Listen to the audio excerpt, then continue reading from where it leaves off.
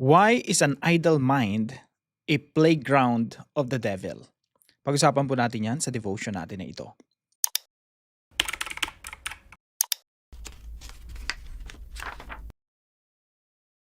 Magandang araw po sa bawat isa sa inyo. Welcome back to our 365 Daily Devotions Bible Characters Edition. Binabati ko po muna si Ma'am Elena Bincay and Rita Alcantara. Maraming salamat po sa inyong mga comments at pagsubaybay po dito sa ating mga devotions.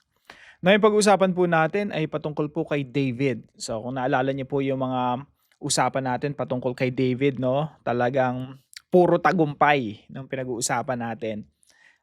Tagumpay niya kay Goliath at tagumpay niya kay Haring Saul at lahat ng kanyang ginagawa merong yung presensya ng Diyos sumasama sa kanya kaya lahat ng kanyang ginagawa merong katagumpayan.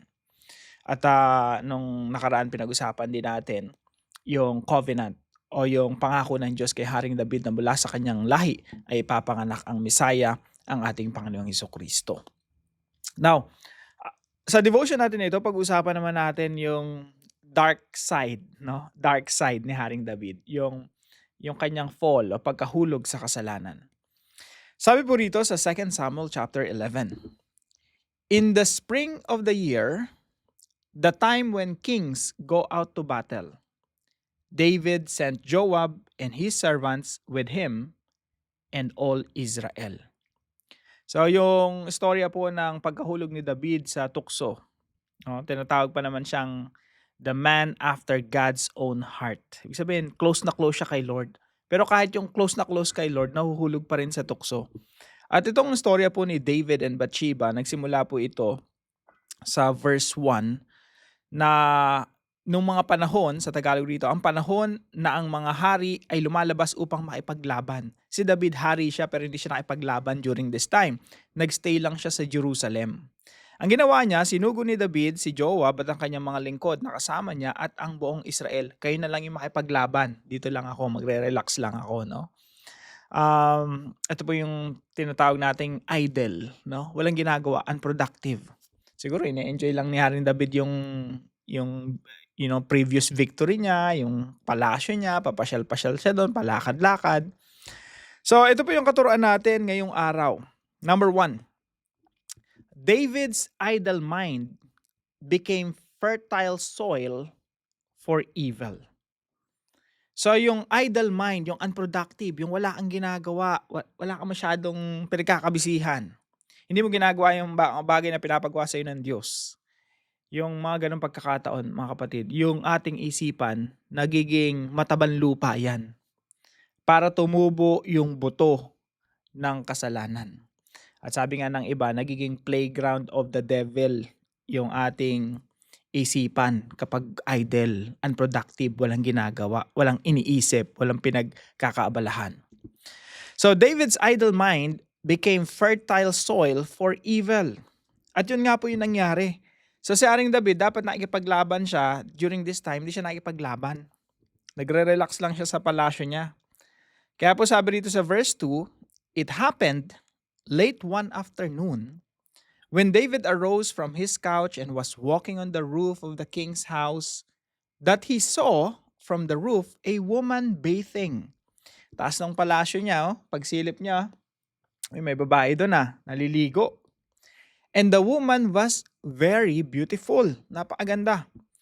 And David sent, ayan na, may nakita ka naliligo, imbis na ilayo mo yung iyong mata, nagsugo siya ng tao. Ang ganda na. Sige, putahan nyo nga yung tao na yan.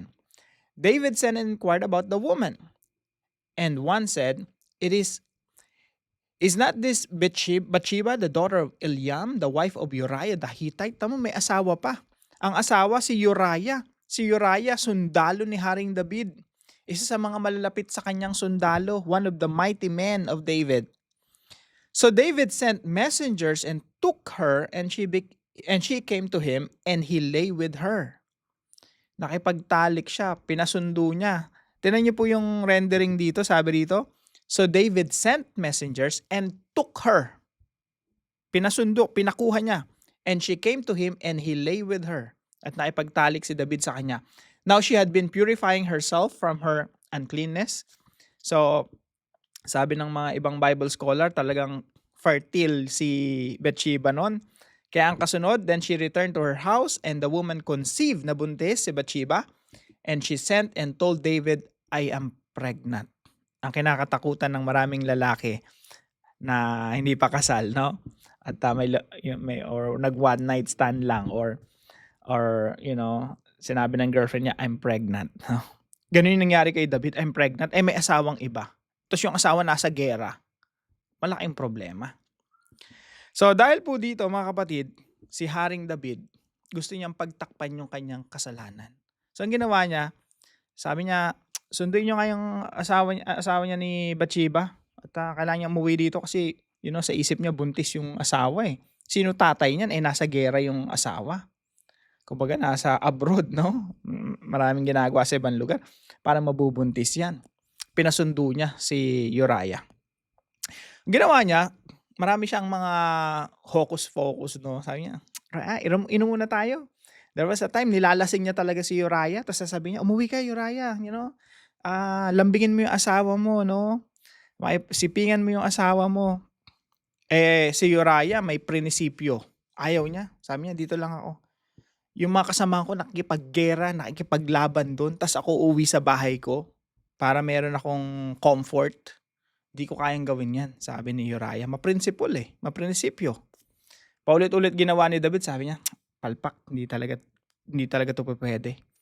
So ginawa ni Haring David, pinadala niya ulit sa gera, tapos sabi niya doon sa commander niya, si Uriah kailangan niya mamatay, no? I-set up nyo na doon sa pinaka matitinding bakbakan, doon nyo isabak, tapos mag-withdraw kayo para talaga siguradong mamatay si Uriah.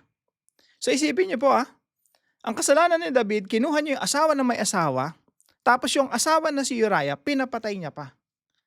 And point number 2, David committed adultery and murder. Dalawa po yung ginawa niyang kasalanan.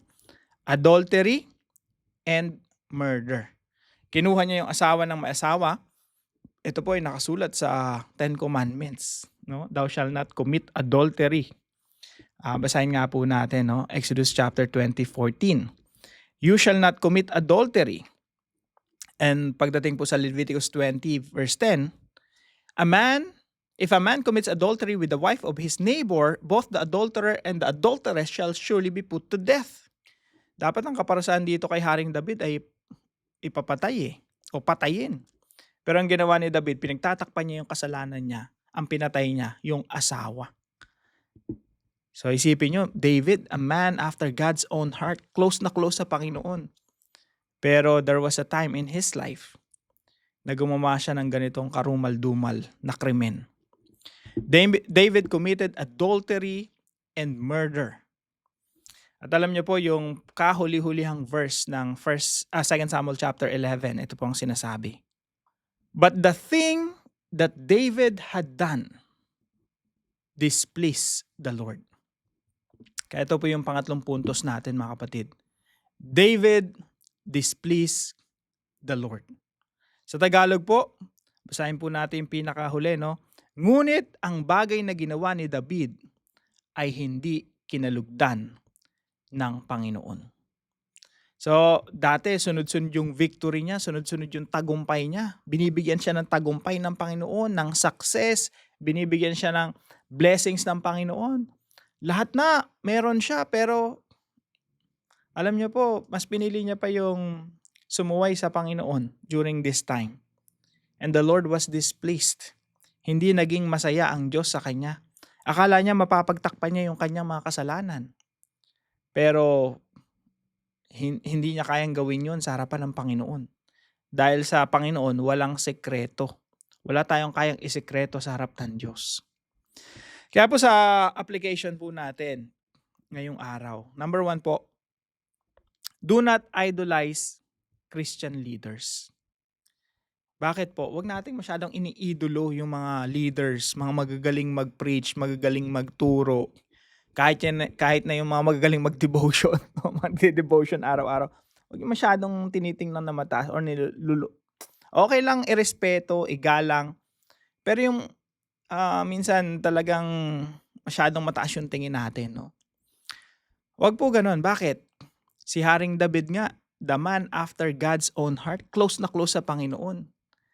Eh, kitang-kita naman natin. Talagang nasira yung integridad ni Haring David. Tinago-tago niya itong mga kasalanan na ito, pero inexpose ng Panginoon. Kaya ko bang gawin yon? Of course. Yung man after God's own heart nga, gumawa, adultery and murder. Sino ba ako? Sino ba yung mga preachers and pastors and mga theologians natin dyan, mga nangangaral ng salita ng Diyos, no? Maiahambing mo ba sila kay David? Si David, man after God's own heart. Pero tinan mo naman, no? Ganun talaga yung mga tao, mga kapatid. Lahat tayo equal footing. Ibig sabihin, pantay-pantay tayo. Kahit gaano pa kagaling nung iba sa salita ng Diyos, pare-pareho lang tayo nagkakasala. Pare-pareho lang tayong mga, fallen human beings. Mga nahulog sa pagkakasala at patuloy nagkakasala sa harapan ng Diyos. So do not idolize Christian leaders. Nakakalungkot lang kasi maraming mga Christians, parang sa panahon din nila Apostol Pablo, no? Ay, kay Peter ako, kay Jesus ako, yung iba naman kay Apostle Paul, no? Hindi po ganun, mga kapatid. Lahat tayo equal footing. Ma-realize nyo na pare-pareho lang pala tayo nagkakasala. Pare-pareho lang tayong sa harapan ng Diyos umaasa at humihingi ng biyaya ng Diyos para malampasan yung mga tukso sa buhay. Number 2 po, do not let your mind and heart remain idle. Huwag po nating hayaan yung ating mga isipan, ating mga puso na unproductive, idle, yung walang ginagawa, nakatunganga lang. Yun yung mga panahon na mas matindi yung tukso. Alam niyo po, pag busy tayo sa mga bagay na pinapagawa ng Diyos, doon po tayo kumbaga mas nababawasan yung kasalanan, no? Ako po, I can attest to that. Kasi gumagawa ko ng devotions every day. Yung kasalanan ko na marami, kumukonti, no? Wala na masyadong time sa pag-idle, lalo na ngayon, nag-aral pa ako, pumasok pa ako sa eskwelahan na talagang puro basa, puro aral. Tapos may devotion pa ako every day. Malaking tulong po talaga sa akin, no, personally. Pero it doesn't mean na hindi ako nagkakasala. Madalas pa rin ako magkasala, no? And I'm scared to death na baka someday nandun ako sa ibang lugar, nobody knows me, tapos may mga kasalamuha ako ibang mga tao, mahulog ako sa pagkakasala katulad ni Haring David. Takot talaga ako na I'm scared to death. And I know the propensity, the propensity to do evil. Mga tao, lahat tayo, pati ako, I know myself, no? So, malaking tulong talaga yung isipan natin pag hindi idle. At busy tayo sa mga bagay na pinapagawa ng Diyos. Kaya point number 3 natin, do God's work and repent immediately when you fall. Do God's work. Ibig sabihin, maging busy ka sa mga bagay na pinapagawa ng Diyos. Kung binigyan ka ng Diyos ng negosyo, maging busy ka sa negosyo. Binigyan ka ng Diyos na pamilya, maging busy ka sa pamilya mo, sa asawa mo, sa mga anak mo. Inassign ka ng Diyos para maging teacher, maging busy ka sa pagtupad ng mga bagay na pinapagawa sa'yo ng Diyos bilang teacher. So lahat po tayo may mga assignment sa Panginoon. Pagbutihin natin, ibuhos natin yung buhay natin sa mga bagay na pinapagawa ng Diyos sa atin. Do God's work. Don't be idle. At kung mahulog ka man sa kasalanan, repent immediately when you fall. Bakit? Kapag hindi ka nagsisi agad, magpapatong-patong yung kasalanan natin. Magmumultiply pa yun. Kagaya nung nangyari kay Haring David. Kaya po sa discussion natin, how does sin multiply when we fail to repent immediately? Now, para po sa ating dive deeper, 3 tanong po, no?